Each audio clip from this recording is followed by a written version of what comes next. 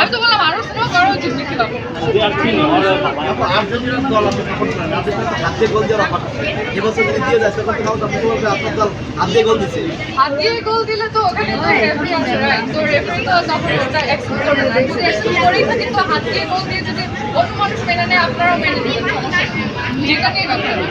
আপনি নেইমারের খেলা কেন? আর নেইমারের খেলা আমি খুব একটা দেখিনি। আমি যেবারই খেলা দেখতে যাই দেখি যে ও হুইল চেয়ারে করে আসছে, ওর পা ইঞ্জুরি, হাতে ইঞ্জুরি। সো আমি ওরকম খেলা দেখি। ও সবসময় মানে মাঠের বাইরে বসে থেকেই খেলা দেখে। আমি ওর খেলা খুব একটা মানে দেখি। খেলার থেকে একদম বেশি করে দেখতে চাচ্ছেন যে নেইমার মানে ইনজুরি হ্যাঁ, আমি তো তাই দেখেছি। আমি যেটা দেখেছি সেটাই তো নাকি নেইমার ইনজুরি নাকি অভিনয় অনেকে বলে। থাকে না যে আমাদের মেসিকে চারদিক থেকে ঘিরে ধরে ফাউল করে, আর নেইমারকে হুট করে ভুল করে একটা লাঠি লাগছে, একটা করার না দিয়ে সে 3-4 বার গড়ায়, 3-4 বার পাল্টায়। তো এটা একটু বেশি হচ্ছে। নেইমারের অ্যাক্টিং ভালো।